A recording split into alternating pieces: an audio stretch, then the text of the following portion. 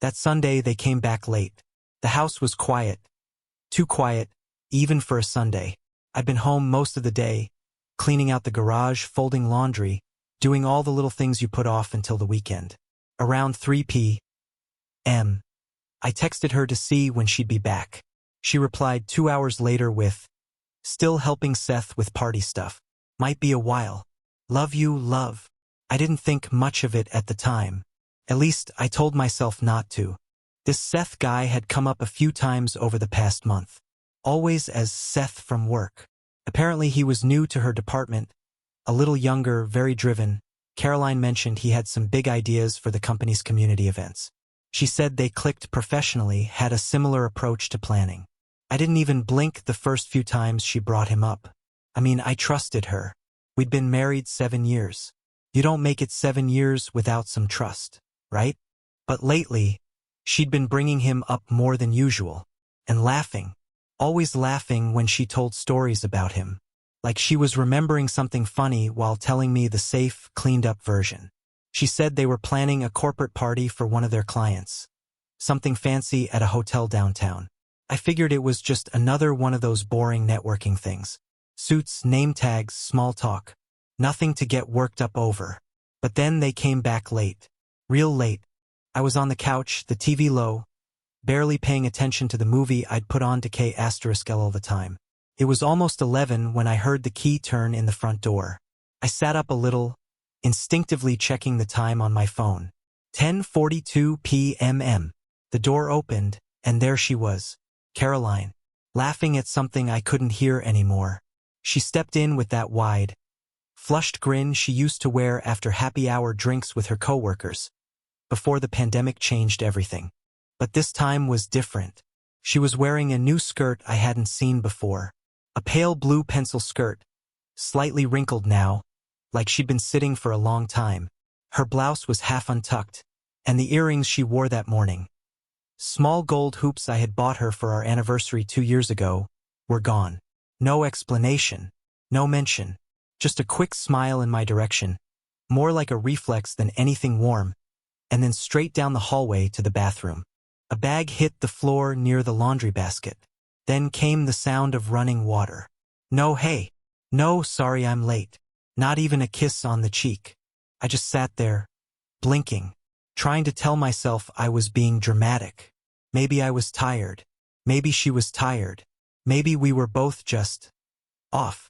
When the sound of the shower faded into background noise, I stood up to turn off the TV.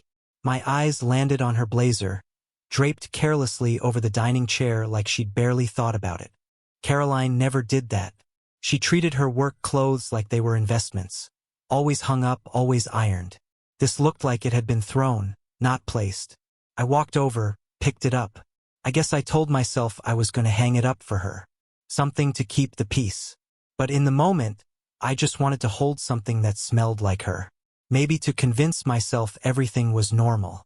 That's when the receipt slipped out of the inner pocket. I caught it before it hit the floor. Just a little paper slip, thermal print, slightly crumpled. Dated today. 2 cappuccinos, a slice of cheesecake, eggs Benedict, plus a 20% tip. Charged to room 912, guest charge. The name of the hotel was printed at the top, the same one she had mentioned when she said Seth booked the venue for their event. I read it twice, then a third time. Room 912. That wasn't the conference hall. That wasn't the ballroom. That was a room. A hotel room. My heart started beating harder, not like a panic attack, but more like when you hear a sound at night that doesn't belong. That cold, silent adrenaline.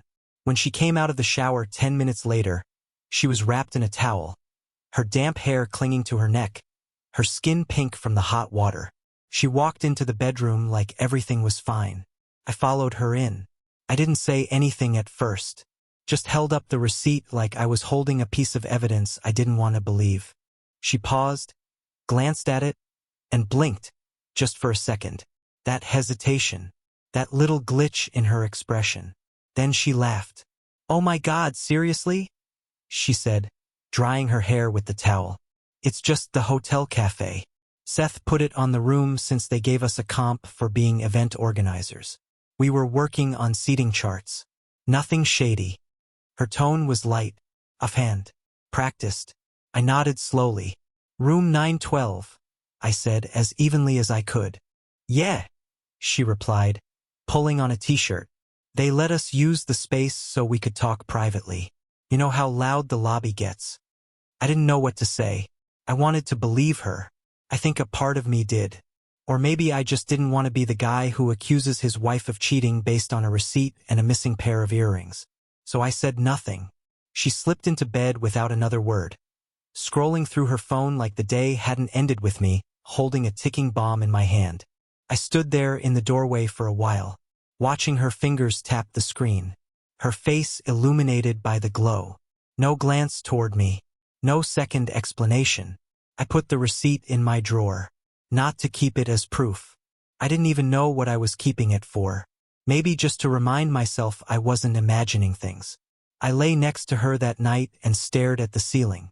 I thought about how easily she laughed when I asked the question, about how her earrings were missing, and she hadn't noticed, about how she went straight to the shower without saying hi, about Seth, this colleague who suddenly required so many late nights and private meetings. And I thought about how, up until that night, I would have trusted her with anything. But now there was a new silence between us. Not just the usual tired, end-of-week quiet. This was different. It was the sound of doubt. A sound you can't unhear once it's in the room. I wanted to shake it off. Tell myself I was overreacting. That I'd watched too many crime dramas. That people do weird things when they're stressed, and maybe she really was just caught up in work. But something inside me shifted that night. Not a full break. Not yet. Just a crack. And sometimes a crack is all it takes. I didn't confront her again right away. I told myself it was better to wait, to be sure. But the truth is, I wasn't ready to hear whatever she might say. Not yet. I needed space to think. Or maybe, I needed time to convince myself that everything I feared wasn't real. But once you notice the first crack, it's impossible not to see the others. I wasn't looking for them, not at first. But they were everywhere. The first was small. Barely a whisper of a change. Caroline started working out more often, or so she said. She'd never been huge into fitness, but now she was going to the gym 3, 4 times a week. Sometimes even twice in a day. She'd come home in leggings and a loose top, hair tied up, face glowing in a way I hadn't seen in a while. She told me she was doing it to feel better, that her back had been hurting from sitting too much at work. I nodded, said that was great. But I couldn't ignore that her workout clothes were different too. Matching sets. Sleek, fitted, brand-name stuff she used to roll her eyes at. The same woman who once wore college t-shirts and mismatched socks to yoga was suddenly putting more effort into her gym outfits than I'd seen her put into date nights lately. I tried not to read too much into it. People change. Interests evolve. Maybe she was just trying to take better care of herself. Maybe. But it wasn't just the clothes. She changed her perfume. That was the one that hit me in the gut. She'd worn the same scent since our 2nd anniversary. Warm, clean, a little floral. She used to say anything muskier felt too seductive for daytime. But one morning, I leaned in to hug her goodbye, and something was different. It wasn't her usual soft scent. This was bolder, darker, more noticeable. I asked about it. Casually. She smiled and said, "Oh, just something a coworker recommended. Figured I'd try something new." That was it. A shrug, a smile, a new smell that lingered long after she left. I started noticing her phone habits too. I used to joke that Caroline treated her phone like a coaster. She'd toss it face up on the coffee table, forget where she left it, never even used a passcode. But now, it was always face down, always locked. And not just with a swipe, it had a 6-digit PIN I didn't know. One evening I asked why she changed it. "Oh, work stuff," she said, barely looking up from her laptop. They made everyone add extra security after some kind of phishing scam. Sounded legit. Until I asked what kind of scam. She paused just for a second. You know? One of those click here to update your password emails. You don't want to know the boring details. She was right. I didn't want to know. But I wanted to understand why my wife had turned into a locked box overnight. Then there were the meetings. So many meetings. She used to hate meetings. They bored her. She'd come home ranting about how her team couldn't organize a spreadsheet, let alone a group call. But now, suddenly, she was staying late for meetings nearly every other night. When I asked what they were about, she'd wave her hand and say something vague like team strategy or last-minute client updates. One time I pressed. I asked what client. She blinked, like I'd caught her mid-thought, and said, "You wouldn't know them. It's a local brand. Doesn't matter." Then she kissed me on the cheek and went upstairs. That night I started keeping a notebook. Nothing dramatic. Just a plain moleskine I had lying around. I didn't write much. Just dates, small notes. March 14th, new perfume. March 19th, phone face down, locked. March 22nd, said she was at yoga, came back without her mat. I wasn't trying to build a case. Not yet. I just needed to see the pattern. I needed to know if I was losing it, or if something really was shifting beneath the surface of our life together. Because it felt like I was living beside someone I didn't fully recognize anymore. Then came the message. It was small, just a flash on her screen. We were in the kitchen, cooking dinner together like we used to. Music playing low, chopping vegetables side by side. She stepped away to get a call. Her phone buzzed again, and out of the corner of my eye, I saw it. This. Miss you already. Just that. 5 words. But they landed like a gut punch. I looked away quickly. I didn't want her to catch me reading it. She came back a minute later, humming, as if nothing had happened. Said the call was from her mom. I asked if everything was okay. She nodded. Just checking in. You know how she is. Except, I did know her mom, and her mom never called during dinner time. She was old school, strictly after 8 p.m. Never before. It was one of those tiny details you don't think you'll ever notice until it stops making sense. I waited a few days, let it sit. Then casually, while we were watching TV, I asked, "Hey, what's your friend's name again? The one who texted the other night?" She glanced at me. "Which one?" "The one who said they missed you." She froze. It lasted less than a second, but I saw it, that flicker of tension in her jaw. Then she laughed. "Oh, that was Sasha. From college. We hadn't talked in years, but she found me on Instagram." Sasha. The name rang 0 bells. "Funny," I said. "You never mentioned her before." Caroline shrugged.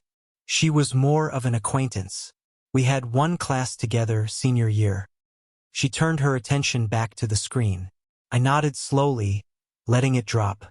But something had settled into my chest by then. Something heavy and cold. Because when we first met, Caroline told me everything about college. Her roommate, her favorite professor, even her on-again off-again boyfriend from sophomore year. But never once had she mentioned a Sasha. The next morning, when she was in the shower, I checked her yearbook. No Sasha. I sat on the edge of the bed for a long time, just holding the book in my hands. That was the moment it all shifted. I wasn't guessing anymore. I wasn't reading too far into things. The gut feeling wasn't just a feeling anymore. It was a trail of breadcrumbs. Faint, scattered, but undeniably leading somewhere. She wasn't just pulling away. She was lying. And I think I'd known it for longer than I wanted to admit. I didn't confront her. Not yet. Not even when she came home the next day in a slightly different mood, too cheerful, like she was trying to overcompensate. She brought me coffee from my favorite cafe, the one on 5th and Lenox. She hadn't done that in months. She said she just felt like being nice. I smiled, said thanks. Then, after she left the room, I wrote it down. March 25th, coffee from Lenox. Unusual cheerfulness after distant weekend. Possible guilt? The weird thing is, I didn't even feel angry yet. Just hollow. Like something I'd taken for granted was evaporating in slow motion. I wasn't even sure if I wanted to catch her. Part of me wanted to be wrong. Part of me wanted her to come clean before I found anything else. But she didn't, and so I kept watching, kept writing, kept waiting, because whatever this was, it wasn't random. It wasn't just a phase or burnout or work stress. It was a story, and it was unfolding right in front of me. It was a Thursday when everything finally snapped into focus. That morning, she kissed me on the cheek, something she hadn't done in weeks, and said she had night yoga after work. She used to go to yoga, yeah, but always in the mornings. Evening classes weren't her thing. Too crowded, she used to say. Too loud. Now suddenly she was a night owl. I asked where it was. She told me it was a new studio, some pop-up on the east side. Said she found it through a coworker. Didn't say who. When I asked the name of the place, she paused, then mumbled something like Soulcore or Corsoul. I forget which because I'm pretty sure she made it up on the spot. I nodded, didn't press, just watched her go. She left the house in black leggings and a long hoodie, hair tied back like she was heading to a gym. But I noticed the perfume. That new one. She only sprayed it once, lightly, but it was there. That bold, musky scent that lingered after she left a room. That was the first red flag that night. The second came 30 minutes later, when the doorbell rang. It was a courier, a guy in a windbreaker holding a small square package. Said it was for Caroline. I signed without thinking. When I closed the door and looked at the label, I froze. No company name, just her first name handwritten. Inside was a slim black box. Men's cologne. Expensive stuff. Something from a boutique brand I recognized from an old GQ ad. Nestled next to it was a bar of imported chocolate, the kind she used to buy for special occasions. And a note, not typed, written, neat cursive on a tiny card. See you soon. S. That was the moment everything fell into place. S. Miss you already. Room 912. The message that wasn't from Sasha. I stood there for a long time, holding the box like it might burn through my fingers. Then, slowly, I walked into the kitchen and set it on the counter. I didn't open the cologne. I didn't taste the chocolate. I just stared at it like it might answer me if I waited long enough. Didn't. I went into the garage, grabbed my keys and got in the car. No music. No distractions. Just my thoughts pounding against the inside of my skull as I drove through the cold, dark streets. My hands were steady, but my stomach was in knots. I wasn't even sure what I was going to do or see, but my gut had already made the decision before I caught up. I drove to the hotel from the receipt, the one that had been sitting in my drawer since that strange Sunday. I parked across the street and turned off the engine. My eyes flicked to the entrance, then to the side alley where delivery vans came and went. I'd never noticed that side door before. Funny how things become obvious when you're looking for them. I waited. No plan. No script. Just the truth waiting to walk out in front of me. At 8:53 p.m. The door opened, and there she was, Caroline. Not in leggings. Not in a hoodie. She was wearing a long coat, beige belted, over what I could tell was a dress. Not a yoga outfit. Not even close. Her hair was down, curled, shiny. Her makeup still fresh. And she wasn't alone. He was with her. Tall. Clean-shaven. Nice coat. The kind of guy you'd see smiling in a LinkedIn photo. Confident without being loud. His hand brushed her back as they stepped out. She didn't flinch. Didn't look guilty. Just comfortable. Then she laughed. Not the fake laugh she gave me when I asked about the receipt. A real one. And he smiled. She glanced around. Not like she was worried. More like she was checking the weather. And then, right there, she leaned in and kissed him on the cheek. He put his arm around her waist. And just like that, they walked toward his car, parked near the curb. I didn't move. Didn't get out of the car. Didn't honk. Didn't shout. Just watched. There was something almost cinematic about it. Like watching a scene from a movie where you already know the ending. No big twist. Just the slow, steady realization that everything you feared was true. I reached over to the glove compartment and opened it. Inside, beneath a stack of insurance forms and napkins, was a folder. I had put it there 2 weeks earlier. Not because I expected this exact moment, but because I had a feeling I might need it someday. Inside the folder, divorce paperwork. Already filled out. Just needed signatures. I'd printed it after a long night staring at her phone, trying to guess her passcode.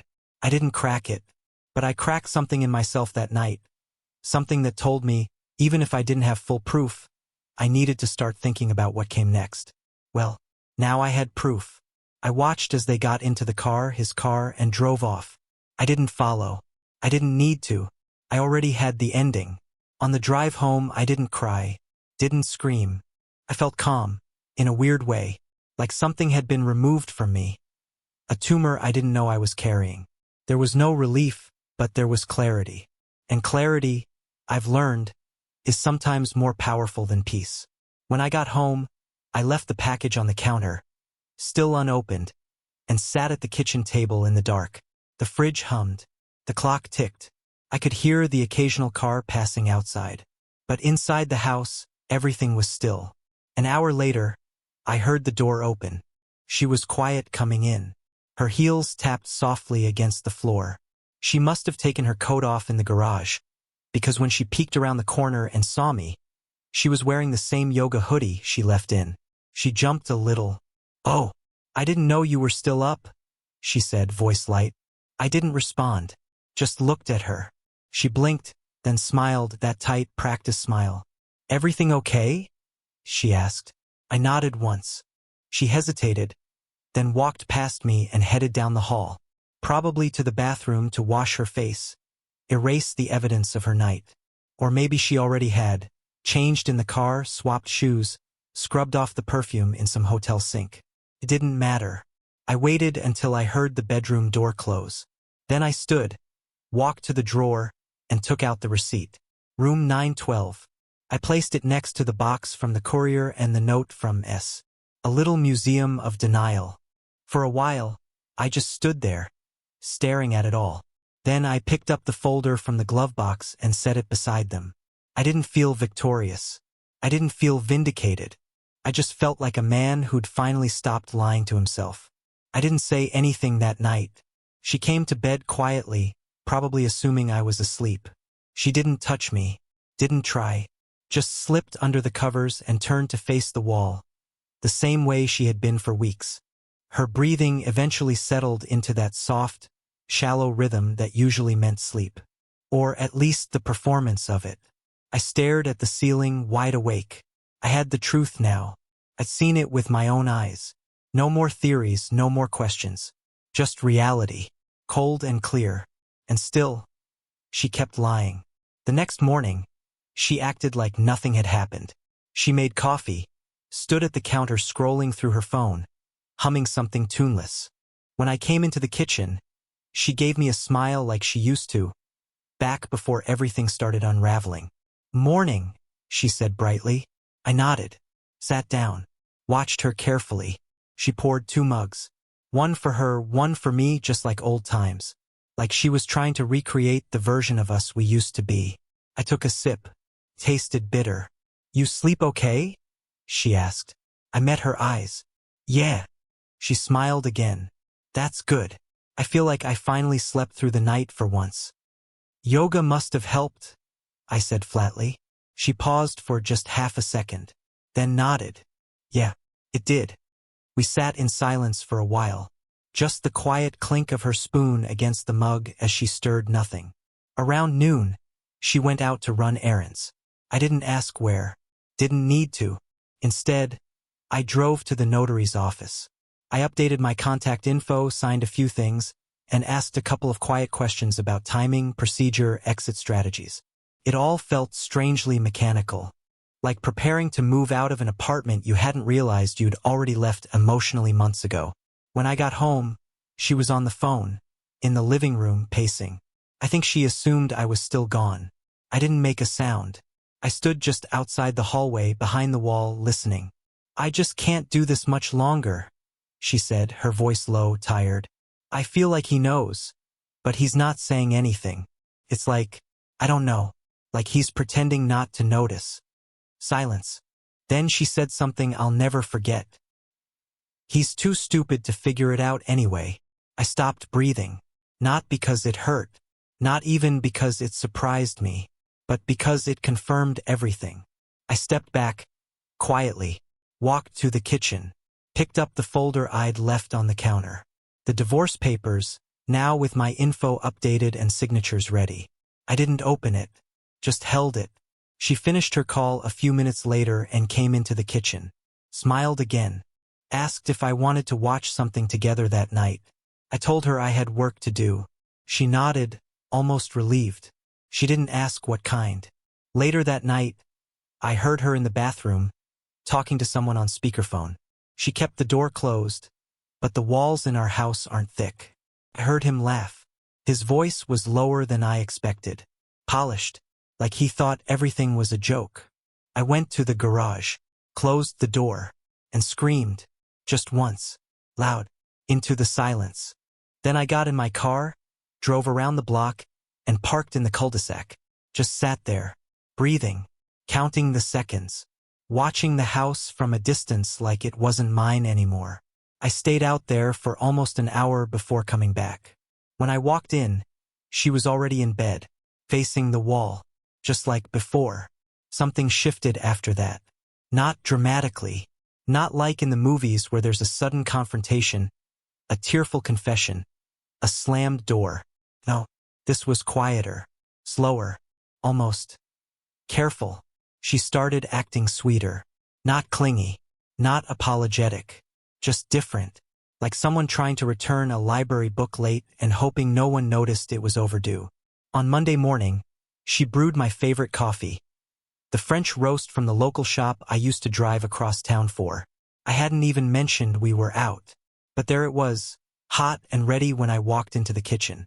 "Thought you could use it," she said, placing it on the table like it was a peace offering. I nodded. "Thanks." She smiled, that same old smile I used to believe in. The next day, she folded the gray blanket I always leave draped over the arm of the couch. For months, she complained it looked messy, said it made the living room look like a dorm.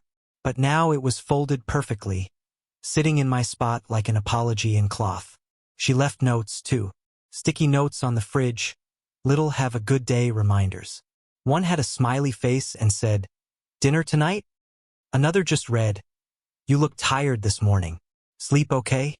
She hadn't asked about my sleep in weeks. I didn't respond, not because I was trying to be cruel, but because I didn't know what to say to a version of her that was pretending we hadn't just crossed some invisible line. At night, she'd fall asleep before me, or pretended to, still on her side of the bed, facing away, still silent, but her breathing felt lighter, like she was waiting to see if I'd reach for her. I didn't. Not once. By Thursday, she was cooking again. Nothing fancy, but it was always something I used to like. Tacos with fresh guac, her lemon pasta, roasted potatoes. Meals that reminded me of a version of us I had already buried.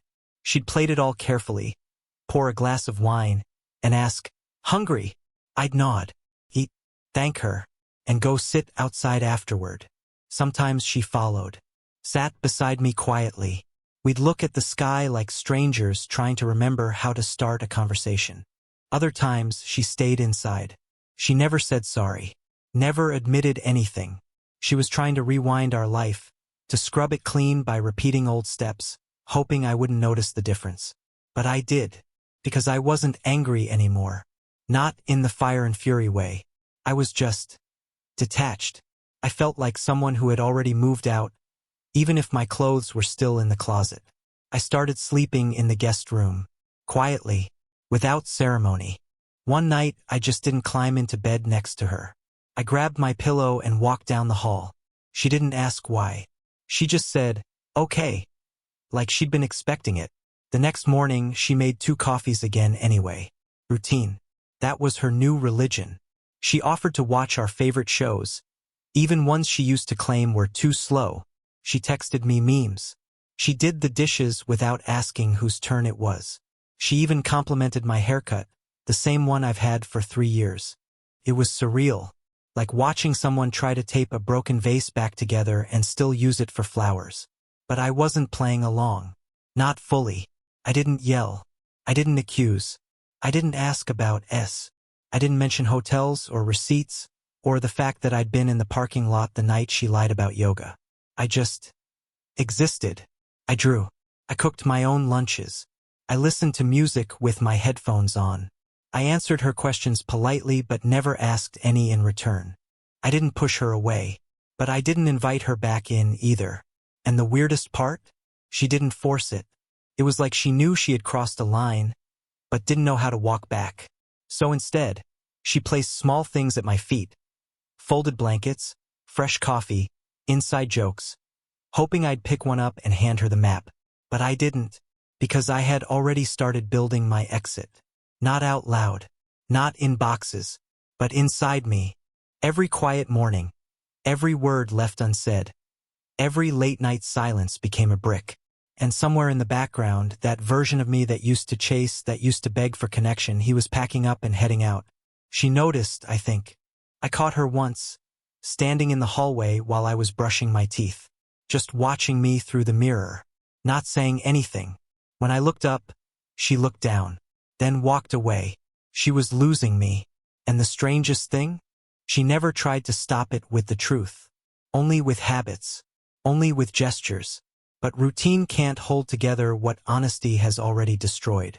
By Sunday, the house felt more like a waiting room than a home. Clean, quiet, tense. She made pancakes that morning. The kind with blueberries, just the way I liked them. I ate two, said thank you, then got dressed and left the house for 4 hours. No explanation. When I came back, she was still sitting at the kitchen table. Her phone in her lap. Not scrolling, just staring. We didn't speak. She stood. I nodded. She nodded back. Then she disappeared down the hallway. I sat where she had just been and looked at the empty plate still on the table. Blueberries. Just the right amount. But even the best recipe can't bring back what's already gone. We stopped pretending. No fights. No talks. Just routines overlapping in silence. She didn't ask when I'd be home, and I didn't ask where she went. We passed each other like ghosts in the same house. She said she was going on a retreat in Utah. A month. I helped her pack without asking questions. At the car, she looked at me like she wanted to say something, but didn't. I closed the trunk and nodded. When she left, the air felt lighter. The house finally mine again. I changed the sheets, cleared the photos, boxed her things. I started running again, painting again. Music filled the silence. A week later, I had coffee with her old coworker. She smiled gently and said, "You were her anchor." She chose to drift. It didn't hurt. It just made sense. That night, I sat on the porch alone and felt something new. Peace.